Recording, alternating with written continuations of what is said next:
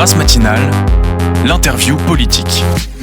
Et comme vous le savez, amis auditeurs, nous sommes une émission culturelle et politique, notre interview s'en ressent, et donc nous allons procéder en deux temps, d'abord la politique générale et ensuite les questions culturelles. C'est Eva Kling qui posera les questions culturelles, et bien évidemment vous l'attendez tous puisqu'il n'était pas là la semaine dernière, en tout cas pour son thème astral. Simon Berger va nous faire la chronique astrologie, l'astrologie de lutte ouvrière.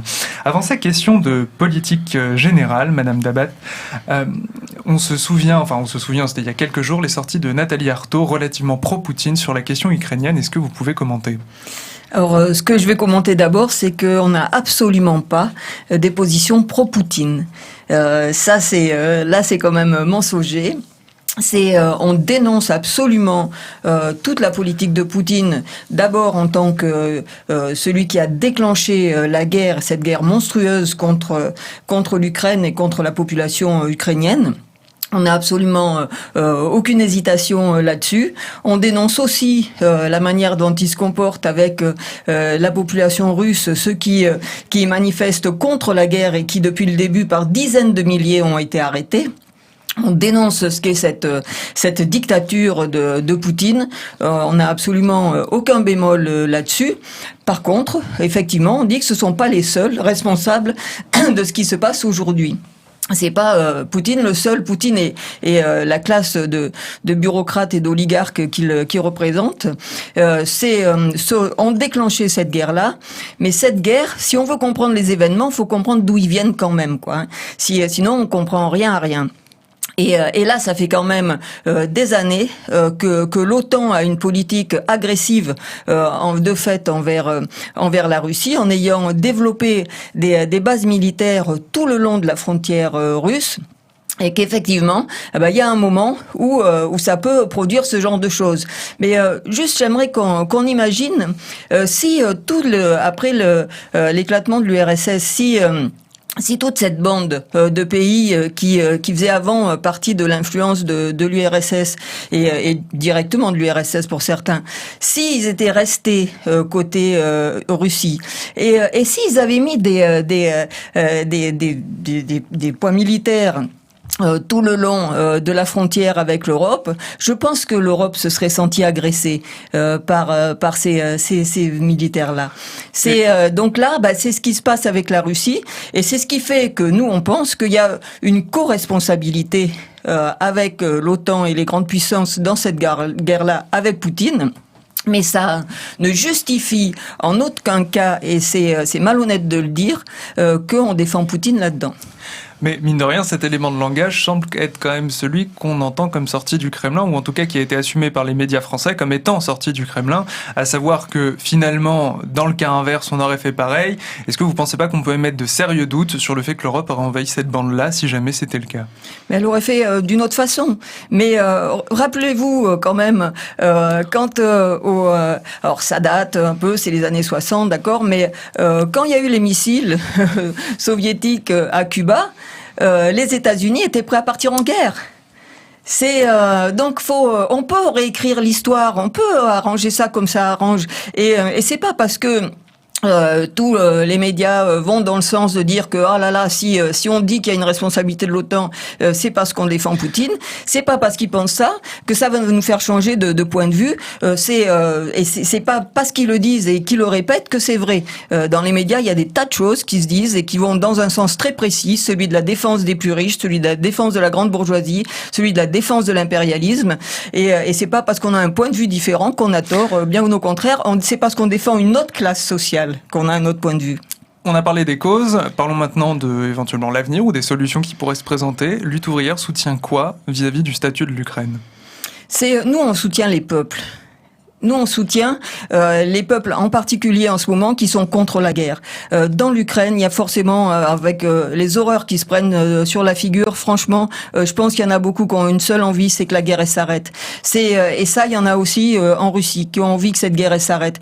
Moi, je fais confiance dans les populations dirigées par les travailleurs, et je pense que pour qu'on arrête les guerres, il faudra enlever leur pouvoir de nuisance aux grands capitalistes, à l'impérialisme, à ces intérêts des plus riches qui servent et qui mènent les peuples les uns contre les autres dans des guerres, y compris des peuples comme la Russie et l'Ukraine, qui étaient entremêlés, qui avec des familles communes, avec des amis communs, et qui se retrouvent avec des puissances qui créent des fossés de sang entre eux aujourd'hui.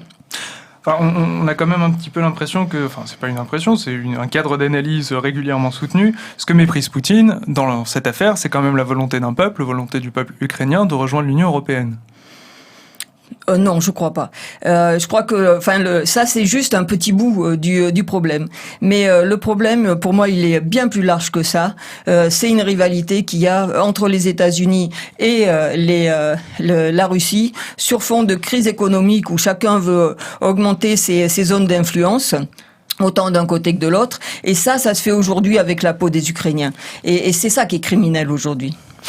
Justement, ce qu'il y a aussi en filigrane, c'est l'interprétation contemporaine que peuvent avoir les marxistes et les héritiers du marxisme du droit international. Est-ce que vous l'analysez comme un outil économique ou comme un outil pacificateur ? C'est moi j'ai une vision internationale. C'est que les travailleurs ils ont les mêmes intérêts au-delà des frontières partout et à défendre et bien plus que leur propre patron français. Moi la seule vision internationale qui m'intéresse c'est celle-là. C'est comment on peut se bagarrer avec tous les peuples de cette planète contre nos vrais ennemis parce que et justement, je tiens à dire quand même une chose, c'est que dans cette guerre sur l'Ukraine, pour nous, il y a deux camps. Mais c'est pas les deux camps qu'on nous présente, parce que pour nous, un Poutine, un Biden, un Macron, ils sont dans le même camp, celui des ennemis des travailleurs, celui des ennemis des populations. Et c'est pour ça que nous on choisit pas notre camp entre eux, on choisit notre camp socialement, et c'est le camp des travailleurs, et c'est le seul espoir d'en finir un jour avec ces guerres. Alors, on quitte pas l'international, mais on revient en tout cas à la France, avec une question qui a été assez sensible ces dernières semaines, qui est celle des parrainages. Il est vrai que Nathalie Arthaud a réussi à obtenir ces parrainages avec une facilité qui en a déconcerté plus d'un, ou en tout cas avec une régularité historique qui semble se confirmer. Alors dites-nous aujourd'hui, qu'est-ce que ça représente une candidature marxiste, celle de lutte ouvrière, en 2022? Alors d'abord, c'est pas avec une facilité déconcertante, c'est des mois et des mois et des mois de centaines de militants qui font le tour de tous les villages, de tous les maires et pour décrocher ces signatures en allant les voir une fois, deux fois, trois fois, quelquefois quatre fois. Hein, c'est parce qu'on fait ce travail militant qu'on obtient les signatures et puis parce qu'il y a des maires qui ont envie qui sont pour le pluralisme, qui ont envie que la voix qu'on exprime, elle puisse s'exprimer. Et justement pour nous, si on fait tout ce travail-là et si ça nous paraît important de nous présenter à ces élections, c'est justement pour faire entendre ce camp des travailleurs, mais pour faire entendre les exigences du monde du travail. Et est-ce que historiquement vous avez une régularité dans les personnes qui parrainent, ou est-ce que vous avez des lieux historiques de parrainage? Est-ce que vous constatez une forme d'homogénéité à chaque fois des origines des parrainages au fur et à mesure des élections, ou est-ce qu'à chaque fois faut renouveler le combat vraiment à fond? Faut toujours renouveler. Alors évidemment, il y en a qui nous sont fidèles d'une fois sur l'autre, et ça, on y tient énormément à cela. On les remercie. Mais il y a aussi tous ceux qu'il faut retrouver, tous les nouveaux, tous ceux qui ont démissionné entre-temps, qui ont arrêté, qui n'ont pas été réélus, etc. Mais c'est vraiment quelque chose qui. Alors s'il y a quelque chose qui est commun, c'est que c'est quand même beaucoup plus les maires des toutes petites communes qui nous soutiennent. Pourquoi ? C'est parce que ils sont plus au contact de la population, parce qu'eux-mêmes ils travaillent, eux-mêmes souvent ils sont salariés, et que ce qu'on peut dire, même s'ils ne le partagent pas fondamentalement, c'est des choses quand même auxquelles ils sont plus sensibles que d'autres. Historiquement, Lutte ouvrière présente une femme au présidentiel, et pourtant on peut trouver votre programme étonnamment peu loquace sur la question de la cause des femmes.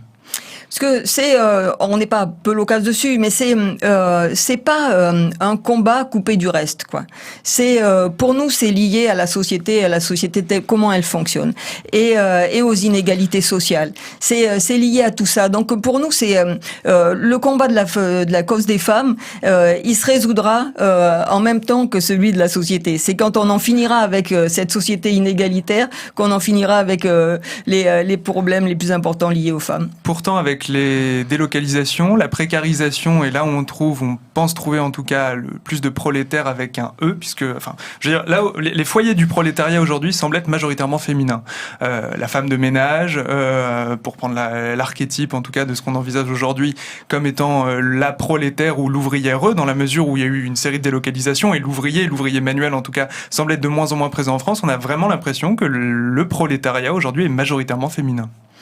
Alors ça, c'est pas une vision que j'ai. C'est aller dans les usines d'automobiles. Je suis pas sûre que vous trouverez beaucoup plus de femmes que d'hommes. Aller dans des tas de secteurs de la classe ouvrière aujourd'hui, et même dans des secteurs qui dits plus nouveaux sur les auto-entrepreneurs, etc. Les livreurs, des livreaux. Je suis désolée, moi je vois plutôt des hommes. Il y a des tas de secteurs qui sont pas majoritairement féminins aujourd'hui. Hein. La question n'est pas innocente. Elle appelle à une question sur le positionnement de lutte ouvrière, sur un concept en tout cas qui semble aujourd'hui traverser les différents courants de gauche, qui est celui de l'intersectionnalité. Est-ce que c'est plus dur d'être prolétaire quand on est une femme? Est-ce qu'on cumule deux raisons en tout cas d'avoir une précarité supplémentaire? Oui, bien sûr. On sait que les femmes sont plus nombreuses à avoir des emplois à temps partiel. On sait que c'est dans les plus petits salaires. On sait que plus on monte dans la hiérarchie et moins il y a de femmes. Ça, c'est évident. Mais pour nous, la meilleure façon d'être féministe, c'est d'apprendre aux femmes à se battre.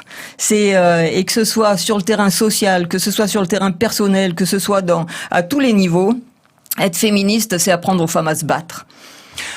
Toute autre question, tout autre combat, celui de la retraite.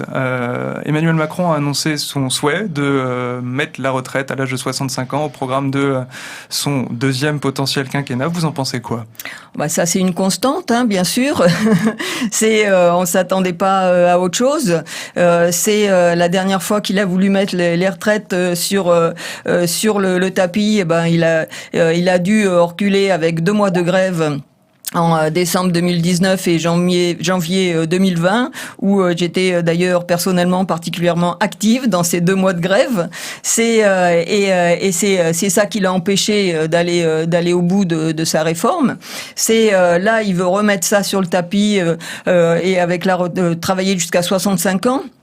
Dans une période où on a encore des millions de chômeurs, et où on sait bien qu'avec la période dans laquelle on est, ça risque plus d'augmenter que de diminuer, et il risque plus d'y avoir davantage de chômeurs avec l'aggravation du contexte économique qu'on risque d'avoir à subir. Vouloir user complètement les vieux travailleurs à la tâche pendant que leurs enfants seront au chômage, c'est une absurdité totale. C'est quoi alors une bonne politique de retraite pour lutte ouvrière ? C'est une bonne politique de retraite, c'est d'abord des pensions à 2 000 euros par mois qui permettent de vivre décemment et pas des pensions à 1 000 euros quand on a de la chance, parce que souvent c'est même pas ça. Et ça se finance comment, une pension de 2 000 euros ? C'est pas dur.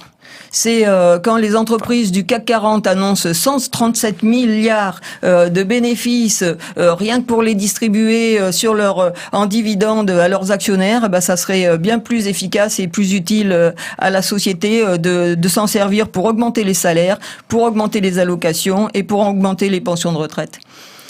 Pourquoi vous allez me dire que la question est sans doute très connotée dans la façon de la poser, mais pourquoi cette obsession de vouloir toujours aller piocher dans les dividendes ? C'est dans les profits qu'il faut aller piocher, parce que c'est là que l'argent existe et que cet argent-là, il est fait sur le dos des travailleurs. Donc ça nous appartient, c'est à nous. Donc pour piocher dans les profits, on fait comment ? On ponctionne par une politique fiscale adaptée ? Comment est-ce qu'on fait concrètement pour aller piocher dans les profits ? Et la question, elle est là non plus pas innocente. Si on y va par une politique fiscale, est-ce que vous n'avez tout simplement pas peur de l'évasion fiscale ? On a des armées d'avocats fiscalistes derrière qui pourront s'arranger pour que la politique soit la plus adaptée. Moi, là-dessus, je suis pas gênée.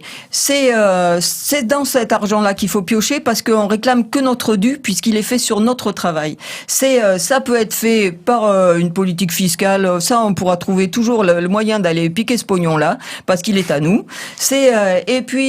Mais ça veut dire, ce qu'il faut comprendre, c'est que si un jour on est en situation réellement de peser suffisamment pour prendre sur ces profits pour qu'ils servent à nos salaires, à nos retraites, c'est que les travailleurs ils seront sacrément organisés déjà pour peser suffisamment pour ça. Et du coup, dans cette situation-là, s'il y a des entreprises qui disent moi non, c'est trop lourd, je veux garder mes profits, je pars ailleurs, qui partent, mais l'entreprise on la réquisitionne.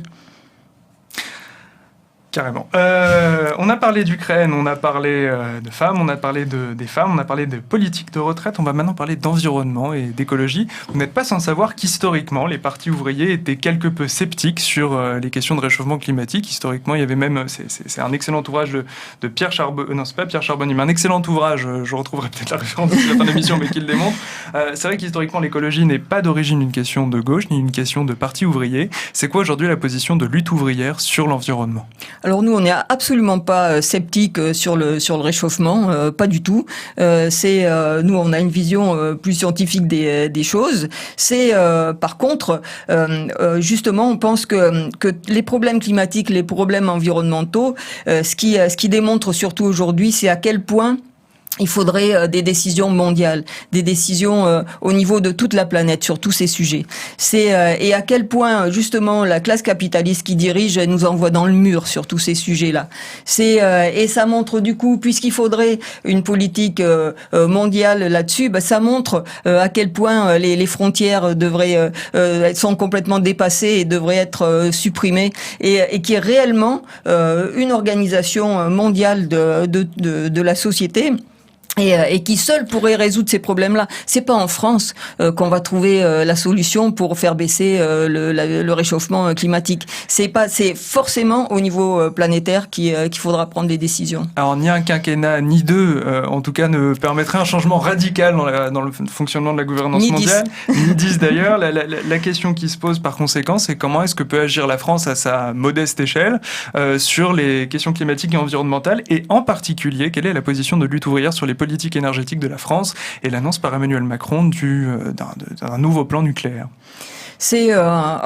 Nous, sur le nucléaire, on n'a jamais été contre le nucléaire en tant que source énergétique. C'est en tant que tel. Par contre, on n'a pas confiance dans les mains de ceux qui dirigent et qui décident. Et c'est parce qu'effectivement, il y a des problèmes de sécurité, il y a des problèmes sur les déchets, il y a des problèmes qu'il faudrait réellement prendre sérieusement en compte. Mais c'est pas l'énergie nucléaire elle-même qui, elle, au contraire, dégage moins de CO2, etc. C'est être sûr qu'il n'y ait pas justement une course au profit là-dessus qui fasse qu'on mette à un moment donné les problèmes de sécurité de côté pour que ça soit plus profitable. Mais qu'il puisse y avoir un vrai contrôle de la population, des travailleurs, sur la manière dont tout ça s'est utilisé et géré. Nous, c'est ça notre position là-dessus. Et quand Emmanuel Macron parle de mettre plusieurs EPR partout, enfin là, désolé, mais l'EPR, qu'on soit capable d'en faire un déjà qui fonctionne, parce que pour l'instant, c'est même pas le cas. Ça fait 20 ans, je crois, qu'ils essaient d'en faire fonctionner un, et à chaque fois il y a des problèmes, ça marche pas. Donc quand on commence par avoir des choses qui fonctionnent, et puis on verra comment on peut les mettre en place après, et comment on peut contrôler que réellement ça se fait de la manière la plus sûre possible. Donc pour l'énergie, on fait quoi ? C'est sur l'énergie, c'est d'abord justement on met des gens en qui on peut avoir confiance. Après, bien sûr, sur les renouvelables, il y a peut-être plein de choses à explorer, à exploiter, à pousser, et qui seraient importantes. Voilà, nous on a une énorme confiance dans la science et dans l'intelligence de l'humanité, et on est persuadé que des solutions, l'humanité elle en trouvera parce qu'elle en a toujours trouvé. Le problème, c'est que ça soit pas freiné par des problèmes de profit, et que ça soit pas dangereux parce que ceux qui les ont entre les mains préfèrent les profits justement à la sécurité. Enfin, toujours est-il que dans la phase transitoire, ça risque d'être toujours les mêmes qui trinquent, ceux qui sont déjà dans une situation de précarité énergétique. On voit l'augmentation des prix à la pompe. On aura sans doute, enfin même je dis sans doute par pudeur, mais en réalité on en est sûr qu'il y aura une augmentation des prix de l'électricité et de l'énergie pour l'hiver prochain. Est-ce que vous ne pensez pas que, mine de rien, le nucléaire est l'énergie qui permet, d'une part, l'indépendance énergétique, mais par ailleurs de fournir une électricité à un prix qui soit décent pour ceux qui sont déjà dans une situation de précarité énergétique? Oui, c'est pas faux. Mais je tiens à parler quand même de l'inflation liée justement aux autres énergies, pétrole, électricité, gaz, etc. Parce qu'il y a quand même une énorme part de spéculation sur les augmentations de ces prix-là. Et qu'on commence justement à se débarrasser de tous ceux qui spéculent avec tout ça et qui se font des milliards. Moi, je suis désolée, mais... Il y a des enjeux de spéculation, mais il y a aussi des enjeux qui sont vieux comme l'existence du marché, à savoir que plus de demandes par rapport à une offre qui se rétrécit, ça augmente nécessairement les prix, sans qu'il y ait d'enjeux de spéculation. Oui, mais c'est pas nécessaire. Parce en que quoi ça pourrait se faire. Parce que c'est des choses qui sont décidées, qui se font. C'est dès l'instant, il y a moins de gens, il y a plus de gens qui veulent acheter ce que j'ai, j'en profite pour augmenter les prix. Mais ça veut pas dire que ce que je paye, c'est ce que je fabrique, c'est plus cher. C'est là, il y a eu quelque chose d'intéressant sur le blé. C'est en même temps, dans des infos, on nous annonce que le prix du blé va forcément augmenter à cause de l'Ukraine, à cause de la Russie, etc. Mais que par contre, en France, on pourrait être autosuffisant là-dessus. Donc ça veut dire que les prix vont augmenter en France parce que les prix mondiaux vont augmenter, alors que ça coûtera pas plus cher en France de le faire. Donc il y en a qui vont se faire des fortunes en France en vendant le blé au prix du cours mondial, alors que eux, ça leur coûtera pas plus cher de le fabriquer. Vous comprenez ça? C'est quand même un problème dans le fonctionnement de la société, ça. Et sur le pétrole, juste un petit exemple aussi, quand les gens en peuvent plus des pleins d'essence qui coûtent de plus en plus cher, c'est des fortunes pour aller travailler. Ceux qui n'ont plus le choix, ceux qui n'ont pas le choix de prendre les voitures, ils sont de plus en plus coincés. Quand en même temps, Total annonce 15 milliards de profits, ça veut dire que ça lui a pas coûté plus cher à fabriquer. Ça veut dire qu'elle a juste augmenté les prix et qu'elle a encaissé toute la différence et que c'est les gens qui trinquent maintenant et qui peuvent plus aller bosser. Nous, on a des gens qui nous disent qu'ils vont bosser à pied, qui font 1 heure le matin à pied, 1 heure le soir pour rentrer parce qu'ils peuvent plus payer leur plein d'essence. Et avec Total en face qui encaisse 15 milliards, oui, c'est là-dessus qu'il faut prendre pour réguler les prix, qu'on prenne sur ces profits-là. C'est scandaleux qu'ils se fassent des profits pareils. Après avoir parlé des billets verts, parlons d'un sujet un peu plus léger qui sont les billets pour accéder à des concerts et à des places de théâtre. Décidément, ce matin, ça va être le prix de la transition, ça va être terrible. C'est excellent. Continue, rame encore, rame. Eva, c'est ton tour, parlons culture. L'accès à la culture est un enjeu majeur pour une large partie de la population, voire même toute la population.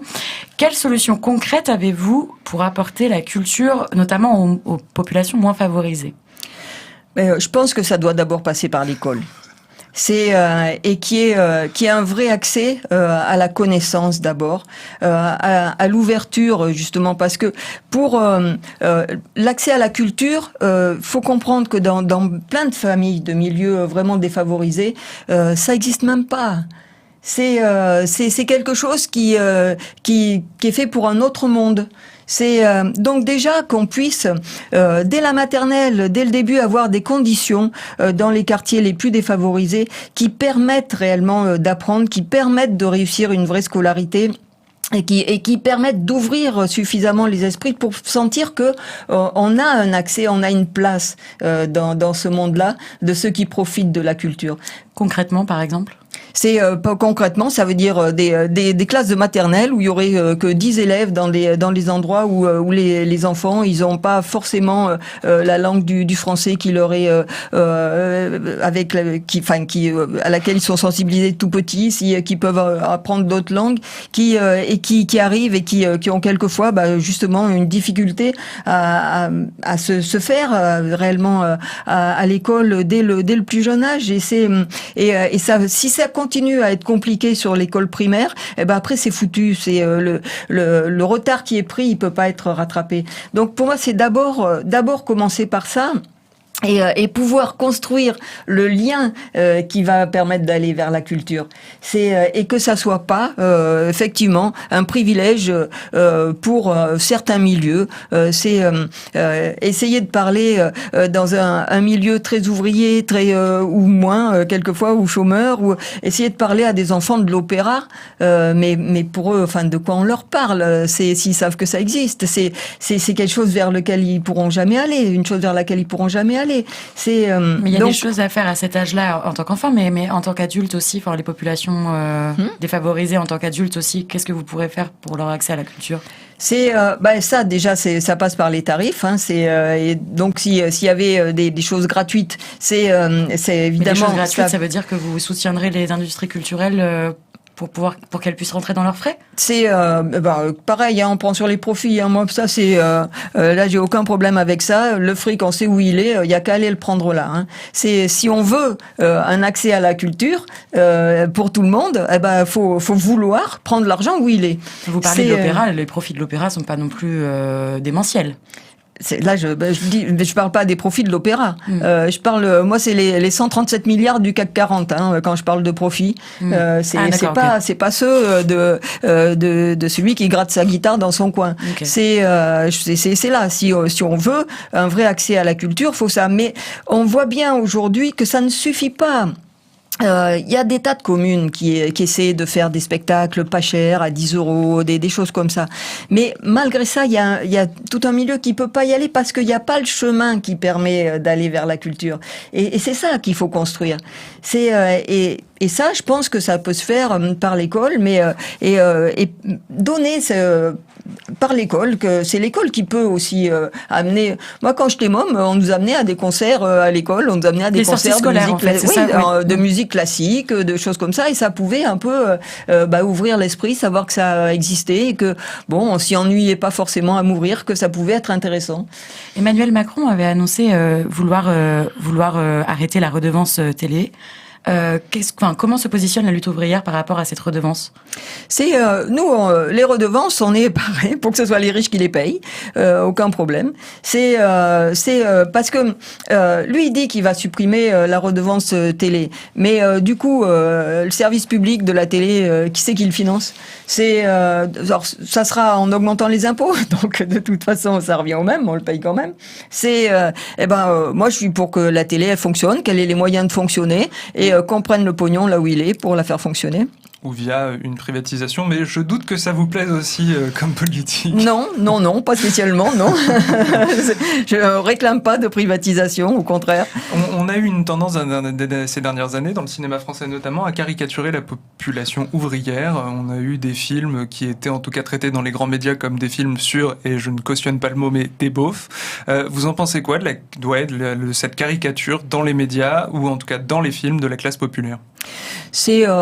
Chacun au niveau de l'art, chacun il fait ce qu'il veut comme il veut. Après du coup ça veut dire qu'il y a ceux qui le font avec leurs préjugés sociaux et puis il y a d'autres qui le font avec d'autres choses. Mais moi je suis pas contre le droit à la caricature quelle qu'elle soit.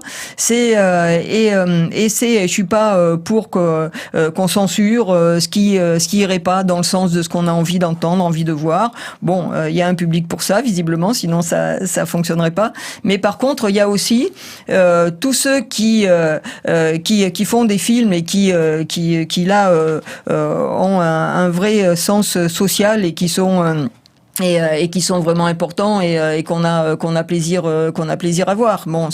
Après c'est en fonction des goûts de chacun, mais je suis pas pour qu'il y ait un cahier des charges sur les films, l'art en général, et qu'ils répondent à des dictates quels qu'ils soient. Pendant son quinquennat, Emmanuel Macron a mis en place un pass culture. Vous parliez tout à l'heure de l'accès à la culture pour les jeunes. Est-ce que c'est une solution pour vous? Qu'est-ce que vous en pensez? Qu'est-ce que vous changeriez ou... Alors, j'ai pas eu l'impression que ça ait beaucoup fonctionné. C'est quand j'ai entendu un peu des choses là-dessus, j'ai pas eu l'impression que ça avait énormément fonctionné. Et je pense que ça rejoint ce qu'on a discuté juste avant, que c'est pas évidemment, il faut que ça soit accessible, il faut qu'on puisse y aller, mais quand il manque le chemin pour aller vers la culture, pour aller vers ces choses-là, il suffit pas que ce soit pas cher pour le remplacer. Alors ça a fonctionné, c'est juste qu'on s'attendait pas à autant d'engouement pour les mangas et les choses qu'aujourd'hui on considère, si on est d'une autre génération, comme n'étant pas de la culture, mais finalement, ça a fonctionné.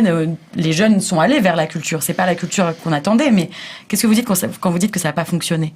Moi, j'ai pas eu l'impression, en tout cas, j'en ai pas entendu autour de moi. J'ai pas eu l'impression que des foules justement s'étaient saisies de ça. Si vous me dites que finalement, si un peu, ok. Mais alors moi, que ça aille vers les mangas, ça me dérange pas. Je dirais pas que les mangas c'est pas un art. Justement, parlons d'art. Quelle différence vous faites ? Vous avez exactement 30 secondes pour nous donner votre réponse entre un art bourgeois et un art populaire. C'est un art populaire, moi, c'est un art qui sera entièrement libre. Et un art bourgeois ? Et un art bourgeois, c'est justement un art qui est réservé aux bourgeois. Bourdieu entend-nous et justement, il réveille les morts, il coupe les gorges de poulet avec une faucille et frappe le marc de café avec un marteau. C'est notre astrologue préféré, c'est la Chronique des Astres par Simon Berger. La Grâce matinale. Simon Berger. Thème astral. Bonjour Monique Daba, je suis très heureux de rencontrer la porte-parole de la campagne de Nathalie Arthaud pour Lutte ouvrière. Ce n'est pas tous les jours qu'on peut recevoir 50% des effectifs d'un parti politique dans un studio. Et si vous étiez venu avec Madame Arthaud, vous auriez carrément pu organiser une université d'été, n'eût été justement que nous ne sommes encore qu'à l'ami Marx. L'ami Marx, le camarade du grand soir et l'ami du petit déjeuner. D'ailleurs, vous penserez à donner un croissant à Madame Daba et un bon gros pain au patronat. Mais ne nous avançons pas trop, l'élection de Madame Arthaud n'est pas encore acquise. Pour vous faire plaisir, je veux bien regarder dans les étoiles, mais vous risqueriez de voir rouge. Et pourtant, c'était bien parti cette histoire. Les étoiles ont quand même un sacré point commun avec le trotskisme, la révolution permanente. La seule différence, et de taille, étant tout de même qu'en astrologie, on n'élimine pas une planète parce qu'elle est en opposition. Mais malgré tout, j'ai été très vite confronté à un sérieux problème en essayant de dresser la carte du ciel de Nathalie Arthaud. Normalement, une des premières choses que l'on fait, c'est de déterminer la planète dominante du thème étudié. Pour cela, c'est la cuisine. On fait un petit tableau avec pour chaque planète son influence sur l'ensemble du ciel natal, exprimée en pourcentage. Madame Arthaud, qui est professeure d'économie, heureusement qu'elle ne croit pas à l'enfer, Madame Arthaud, qui est professeure d'économie, me comprendra très bien. Or, vous n'allez pas me croire, mais aucune planète dans le ciel natal de Nathalie Arthaud ne dépasse 1%. J'ai eu beau chercher, calculer, recalculer, nada, que chi, niet, comme on dit chez vous. Même la Lune, et pourtant, la Lune, c'est quand même ce qu'il faut regarder en premier dans le thème natal, et Nathalie Arthaud est née juste après une pleine Lune, et bien même la Lune ne donne rien. Force est de constater que, fatalement, après une nuit de pleine lutte, on entame une phase décroissante. Rien de bien folichon donc sur le plan des astres. Alors, plutôt que de vous plomber le moral, j'ai préféré poursuivre la tradition que j'ai moi-même décrétée dans cette émission.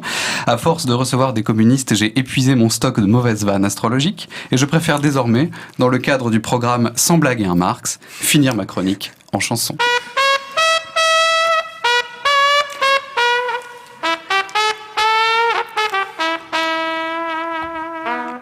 Vous serez encore plus affligé quand j'aurai fini, Alban. Ça m'inquiète. Arthaud, je ne suis pas rouge, je ne suis pas coco. Quand on veut que le monde bouge, quel manque de Pol Pot. Oui, je connais ton parti. Hello. Mais t'as perdu les prolos, Florange, 0. Ils votent tous fachos. Ça va, Alban? C'est ça, si tu nous entends.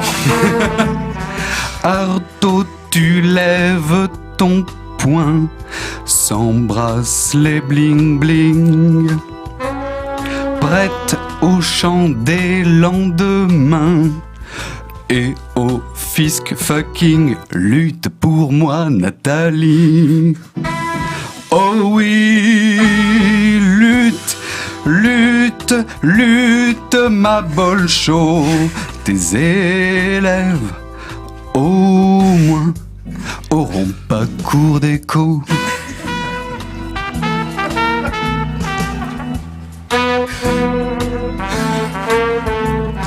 Artaud, connais-tu l'histoire? C'est pas très marrant qu'on regarde le fleuve jaune ou la mer Noire ou même les Russes blancs, on voit surtout du rouge. Du rouge, sans parler de Castro, ça fait un beau bilan pour les cocos.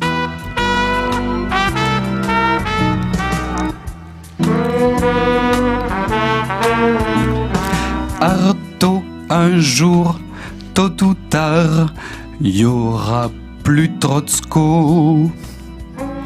Le dernier est mort sur un trottoir de Mexico. Allez Nathalie, allez. Courage, croisant les instituts de sondage.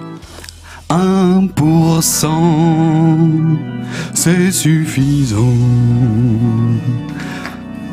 pour une vraie coco. Amis auditeurs qui nous rejoignaient sur le passage FM de Fréquence Protestante, vous êtes dans la Grâce matinale et ça n'est pas, n'oubliez pas les paroles, ne vous inquiétez pas. En attendant, amis auditeurs, à chaque fois que Simon revient, je m'inquiète sur l'avenir de cette émission en me disant va-t-on nous autoriser à reprendre l'antenne la semaine prochaine. Amis auditeurs, merci pour votre fidélité, merci d'être venus pour présenter le programme de Lutte ouvrière, c'était un plaisir de vous recevoir et amis auditeurs, je vous dis à la semaine prochaine. À la semaine prochaine.